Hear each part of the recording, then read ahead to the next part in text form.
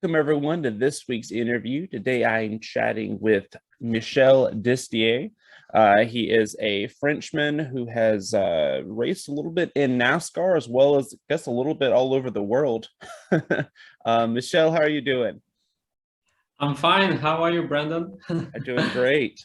Um, I guess jumping into it first, what was kind of your pre-NASCAR racing experience like? Like before you came to the States to visit NASCAR? You mean what I was doing when I was racing in Europe or in Yeah, France? yeah, yeah. The Yeah, European racing. yeah. I've done many different kind of things. I drove single seater, like Formula 3, Formula 4.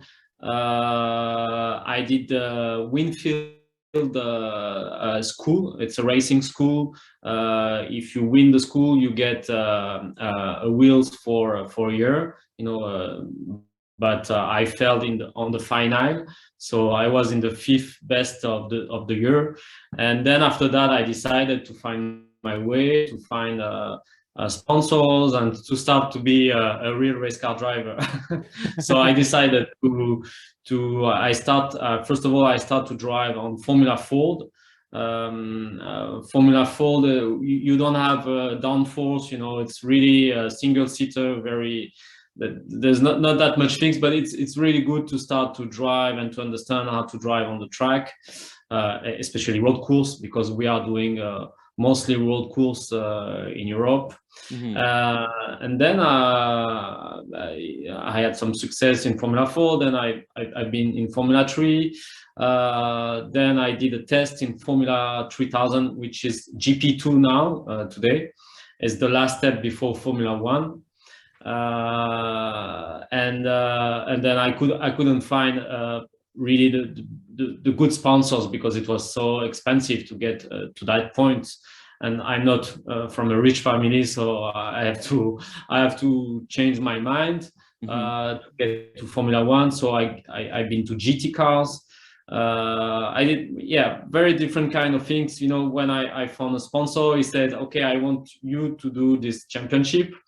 So it's what I done. And then when I was 14, I get to Charlotte, in North Carolina. And I was in an American family for a month. And she knew that I already wanted to be a race car driver, because since I can remember, I always said I want to be a race car driver. It can be funny for some people, but and she was very nice with me. And she showed me actually a speedway, from outside, but I didn't really understood, because I never saw any speedway in Europe. But after many, many years, I understood that she showed me a NASCAR track, and it's funny, because my first time in the United States was in Charlotte, which is the earth of NASCAR. Yeah. Yeah. So yeah, then I decided to get to NASCAR at that time, and then I did everything that I could to find my way and to get to NASCAR, and then the story started for NASCAR. Now, like growing up in France, what did you know about NASCAR? Like in Europe at that time, was NASCAR something that people like knew about, or is it people kind of like made fun of it as being like, oh, that American racing, or what was kind of the vibe of racing like in France of NASCAR? Yeah, you can mix that feelings. First of all, I didn't know myself when I was a kid that NASCAR was existing, for sure. It was not so popular in France. But then I saw this movie when Days of Thunderstorm, with Tom Yeah. Cruise and Nicole Kidman. And I think it's the first time that I really understood that NASCAR was a series and a championship. I was very young, and then yeah, that was the first time I saw any NASCAR things. And when I decided to get to United States, to race in the United States, my first option was IndyCar series, because it was more looking like what I was doing in Europe. So I get some contact with some team with Eric Bachla, which is a Belgium guy. He had a Conquest Racing in the IndyCar series, and then I start to understand about motorsport in the United States, and then I start to realize NASCAR looks really exciting, interesting, and then I start to be interested to know more about NASCAR, more than to be more interested about IndyCar series. And that's the point, that I decide to get some information. Then I contacted some official people from NASCAR, and I just asked them, what do you think about a European driver, Frenchman coming to NASCAR? And they were really positive about the idea. It was, I think, 12 years ago, and they were really nice, and that's how we started to discuss. And then after like maybe 1 or 2 years of discussions, they asked me to come to Amstead, for the final of the NASCAR series. And it's where I've been in Miami, then in Amstead, to see my first NASCAR race and to meet some team owner like Joe Gibbs or some others. And actually Joe Gibbs was so nice, and he gave me a lot of advices, and he gave me his cell phone, his private cell phone. He said, call me anytime if you need any information.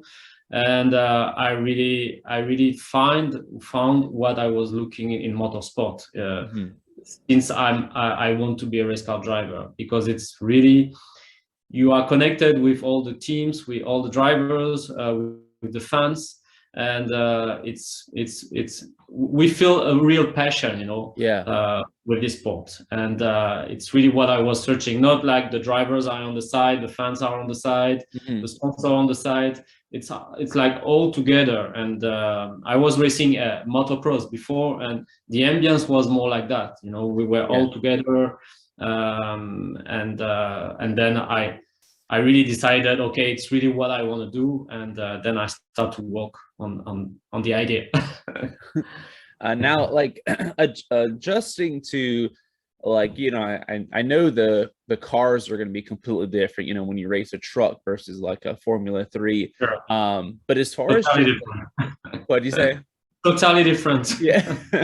But as far as like the racing culture and all, was it super difficult, or was there like 1 or 2 things you found to be the most challenging when adjusting to racing in the United States? Yeah, and first of all, when I decided to do my first, because NASCAR told me, okay, you have a good background in Europe, you won a championship, you look to be a serious driver, but you don't have any experience on oval, and we are racing oval, so you have to show us that you are able to race on oval. So I decided to find a team, which was not so easy, because I have no name in the United States, and they never had any Frenchman calling them to say, okay, I want to do a test.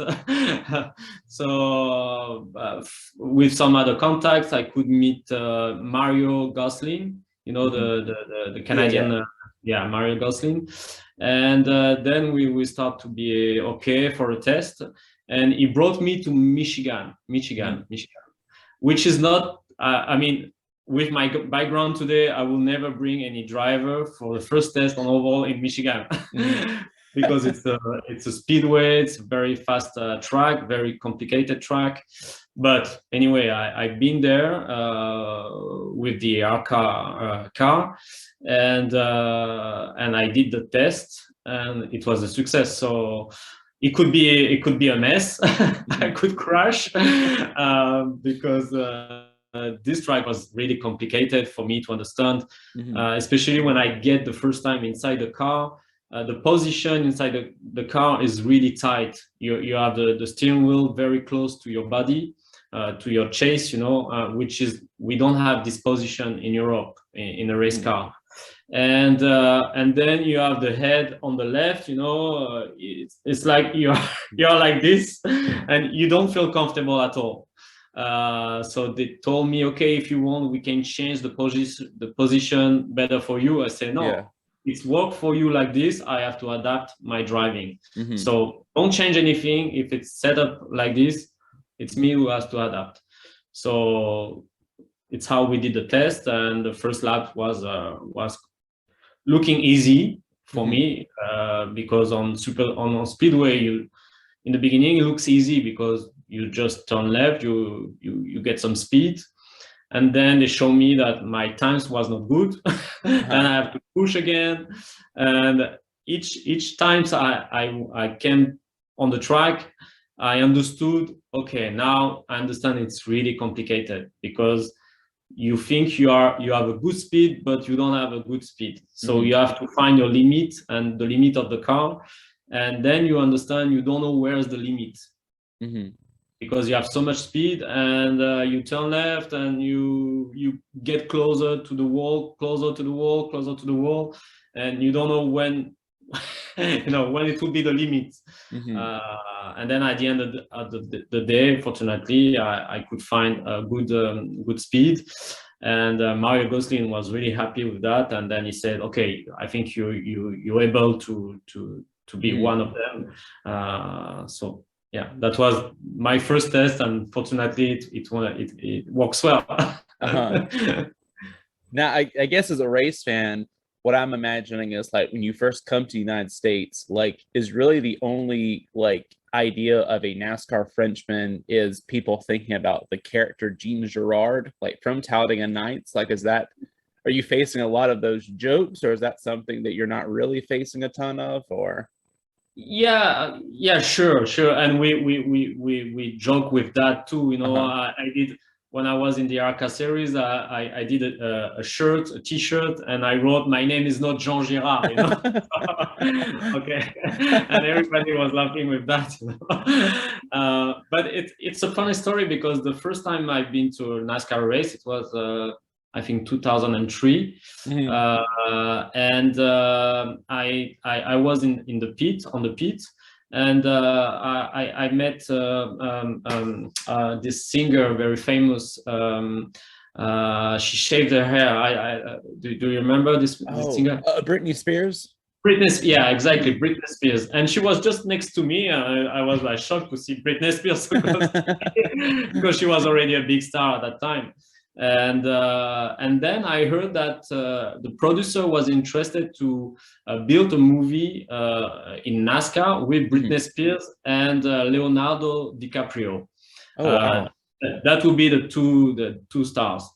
And then I was in the pit, and some journalists talk about that a Frenchman was interested to become one of the NASCAR driver. And maybe 2 or 3 years later, Talladega Nights arrived. So I was always thinking, maybe the producer heard about a Frenchman coming in NASCAR, and it was, he changed his mind, and he put that story in the movie, So I don't know if it's true. I don't know if it influenced this guy, but it was funny to see that, yeah, it was a Frenchman coming in NASCAR. So yeah, for the fans, it's funny, because the only Frenchman that they knew before me is this guy in this movie. So yeah, for sure we made a lot of joke, and I have no problem with that.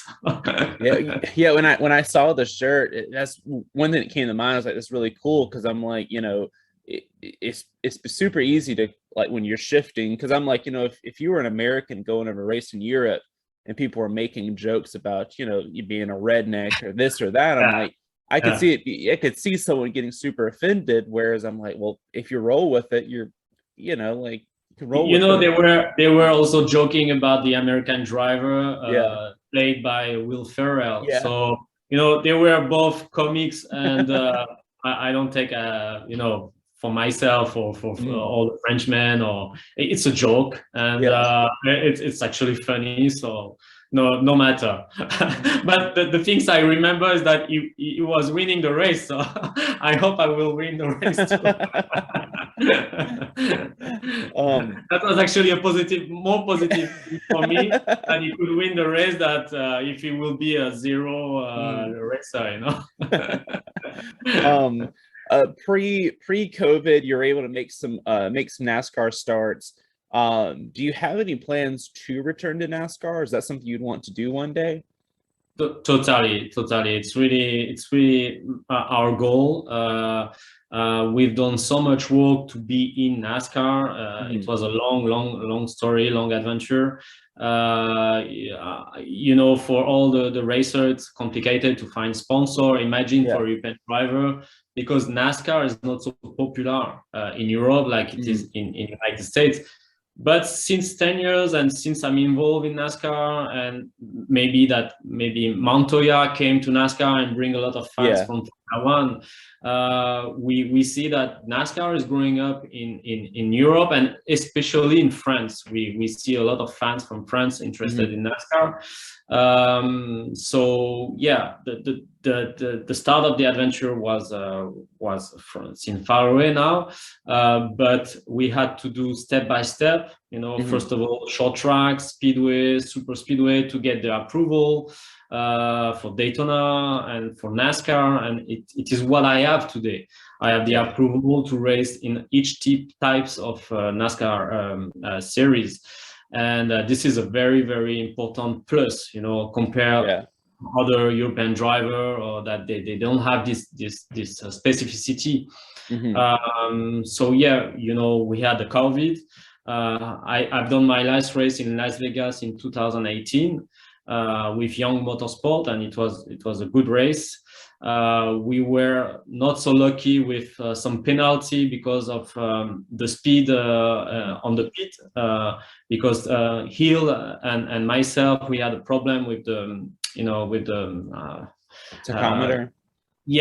So we were always too much speed, and we get 2-time penalty, and we had to start from the last. Without that, I'm sure we could be in the top 10. We had a good speed, and then in the last maybe 20 laps of the race, I had contact with one of the leader, because he tried to pass me inside. I get on the opposite side, and then another driver was high too, so I was like a sandwich, and the other driver get loose, and he touched my car, and I get a puncture with that.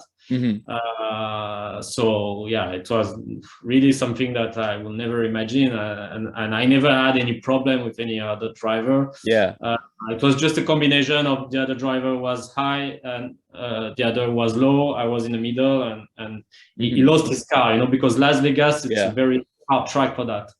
I felt too, when you have a driver up you felt that the car wanted just to go in the wall, because you lose the downforce. Pretty much like in Daytona, you flat out, and you don't feel that kind of things. Anyway, so, and then we had the COVID, so 2 years off, but we still work a lot, we still work a lot.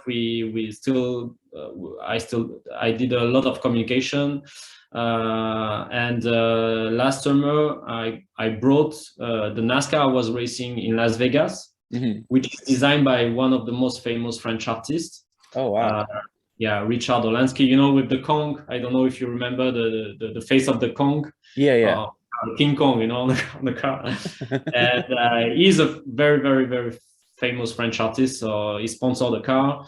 And we brought back this car, and we showed the car to the Prince Albert of Monte Carlo. Monte Carlo? Yeah.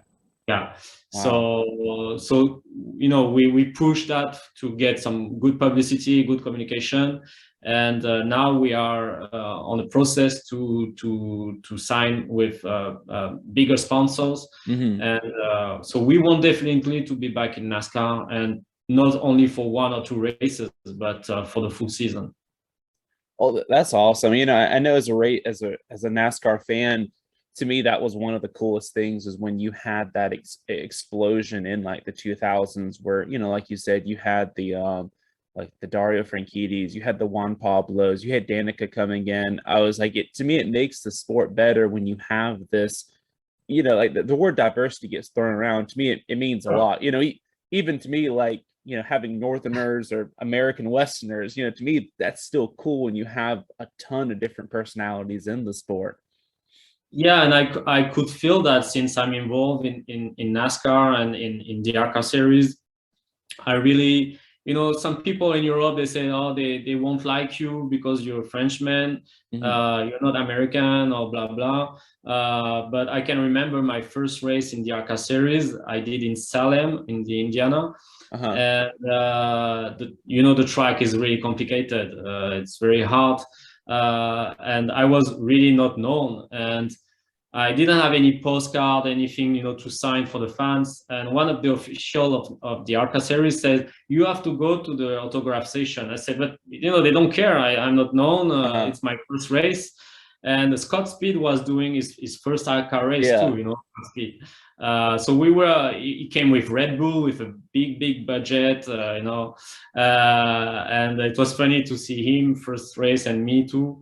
And so I had to go to the autograph session, and then I just sit, and the team gave me some postcard because I didn't have mine. So I started to sign 1, and then 2, 3, and then after a few minutes, I had the longest line because they were they look at me and they say, we love this sport, and you are coming, you are crossing the Atlantic to do what we love, and we give you respect for that, and we are excited to see how you will do, and this is confirmation that okay, I'm really where I have to be.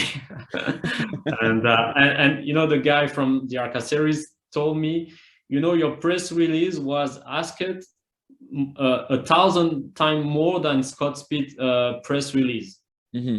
Which is for me was a kind of okay. I don't understand because he's American. He has Red Bull behind him, but they say, yeah, I think it's because you're a Frenchman and it's interesting for the fans, and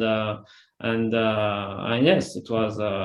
And plus we finished on the 13th position, which was a kind of wow, because the first what I wanted to do is to finish the race.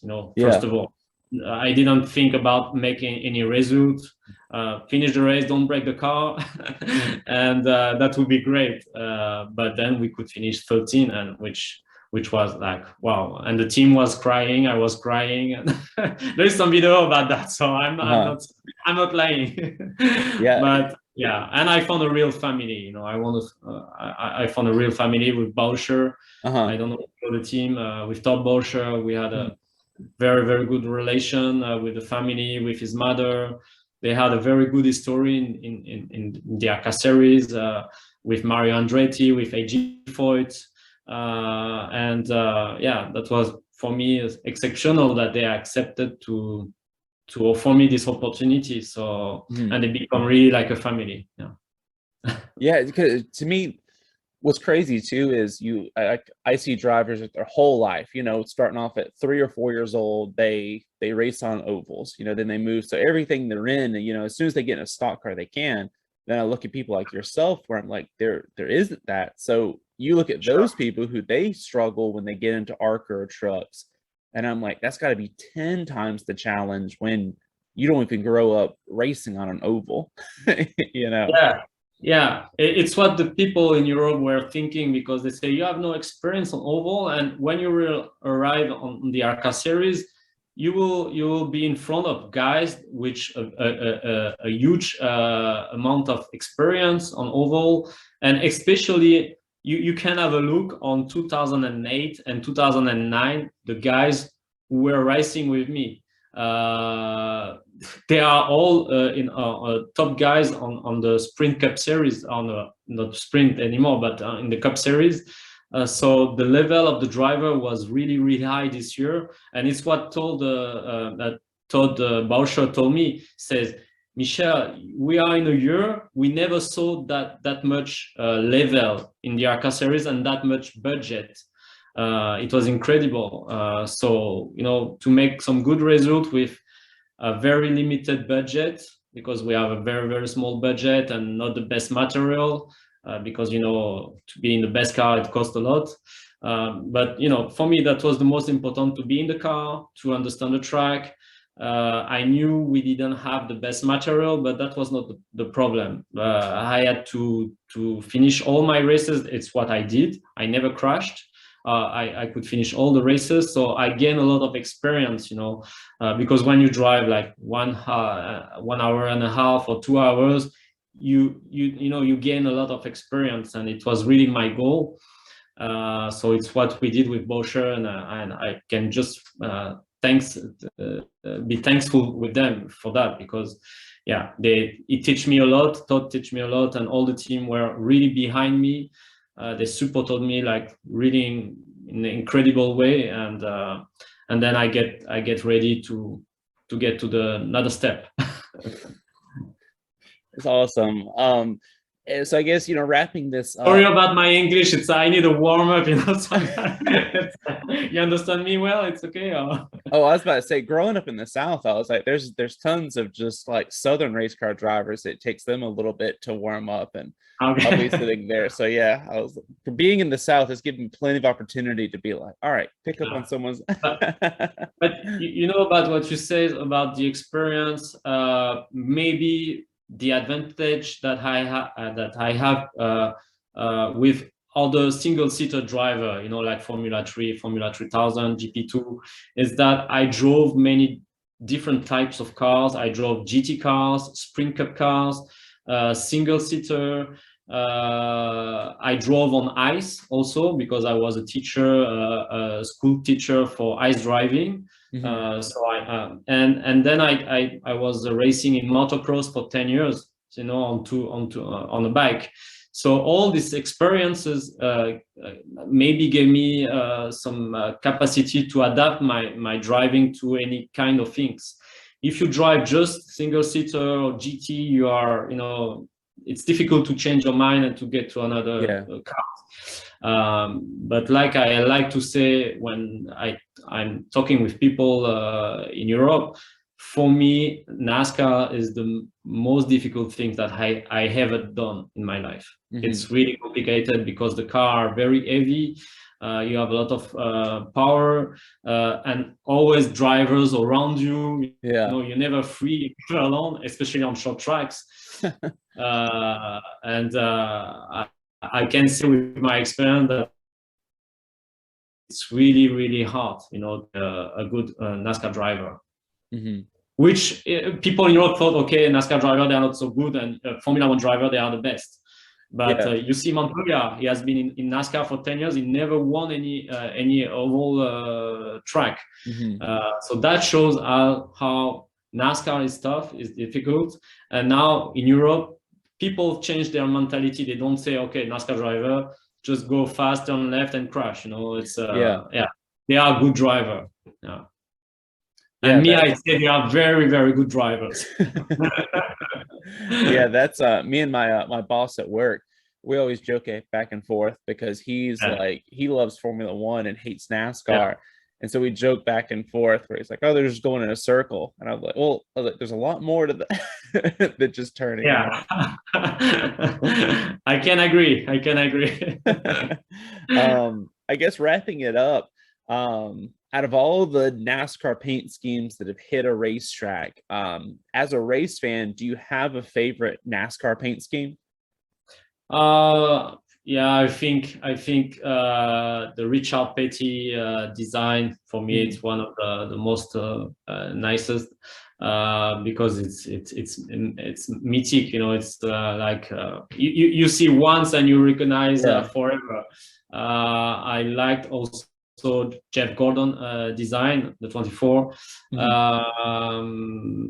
And I don't know all the design, but I'm more excited about the 70s design.